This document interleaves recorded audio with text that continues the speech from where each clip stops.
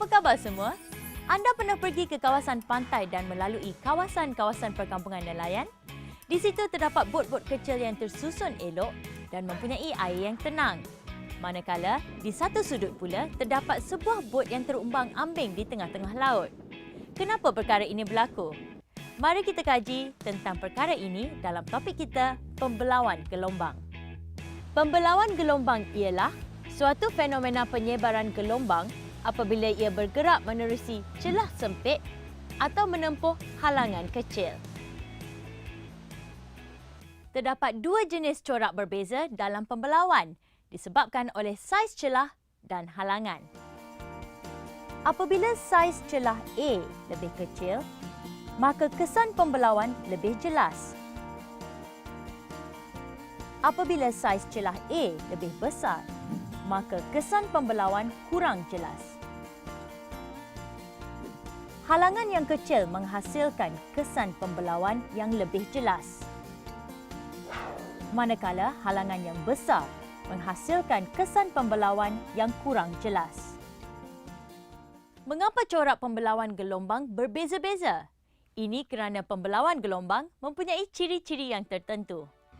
Ciri-ciri pembelauan gelombang ialah arah perambatan gelombang sebelum dan selepas pembelauan gelombang berubah. Amplitud gelombang selepas pembelauan berubah dan menjadi semakin kecil.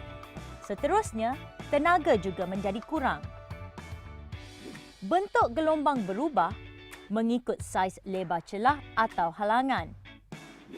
Panjang gelombang lambda, frekuensi F dan laju V, pembelauan gelombang sebelum dan selepas adalah tidak berubah.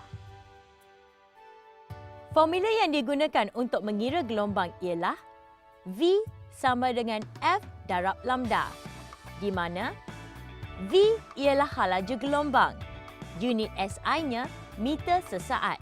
F ialah frekuensi, unit SI-nya hertz. Lambda ialah panjang gelombang, unit SI-nya meter. Pembelauan terbahagi kepada tiga, iaitu pembelauan gelombang cahaya, pembelauan gelombang bunyi, pembelauan gelombang air. Pembelauan gelombang cahaya. Gelombang cahaya yang melalui satu celah sempit atau celah yang lebar akan menghasilkan corak gelombang berikut. Ini menunjukkan bahawa cahaya dapat dibelaukan.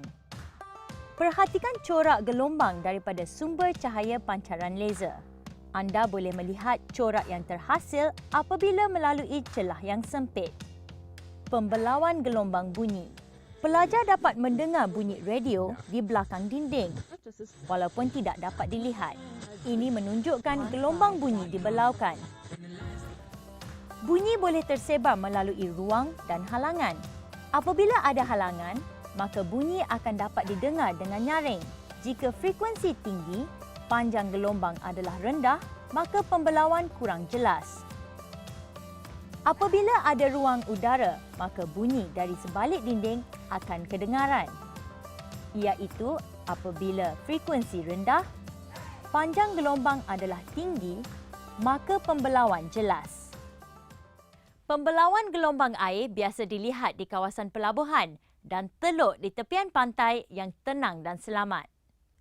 Corak pembelauan gelombang akan dilihat lebih jelas apabila melalui celah yang sempit seperti pintu masuk kecil di pelabuhan. Baiklah, mari kita lihat contoh soalan yang berkaitan dengan pembelauan gelombang. Gambar rajah menunjukkan seorang budak perempuan berdiri bersebelahan dinding. Budak perempuan itu masih boleh mendengar siaran radio walaupun radio terlindung daripada pandangannya kerana fenomena A. Pantulan, B.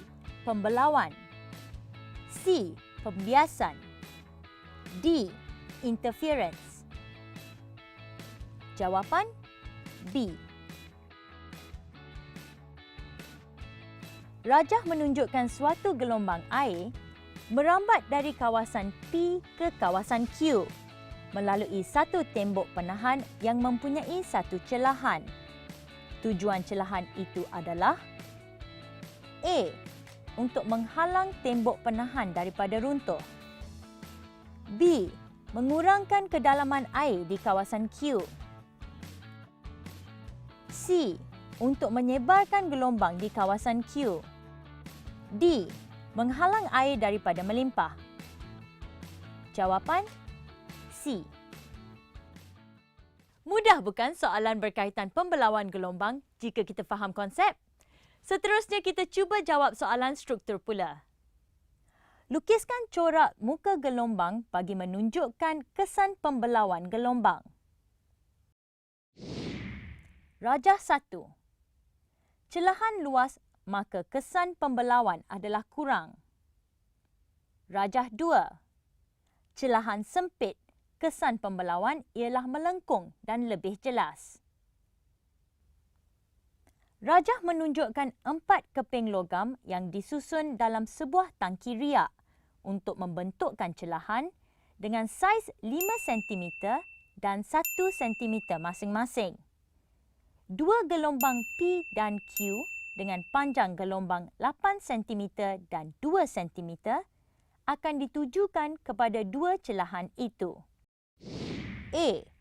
Celahan dan gelombang yang manakah akan anda pilih untuk memerhatikan? 1. Gelombang membulat dan paling jelas selepas melalui celahan. Jawapan, celahan Q. 2. Gelombang lurus dengan sedikit lengkung di tepi setelah melalui celahan. Jawapan, celahan P. 3.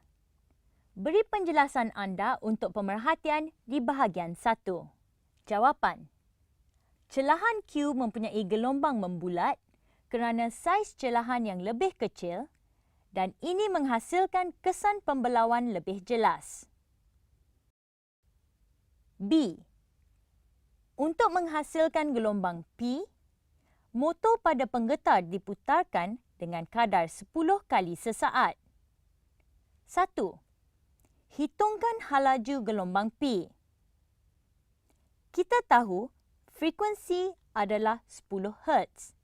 Lambda adalah 8 cm.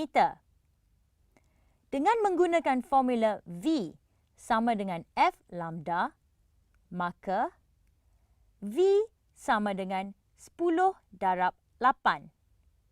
Jawapan, V adalah 80 cm per saat.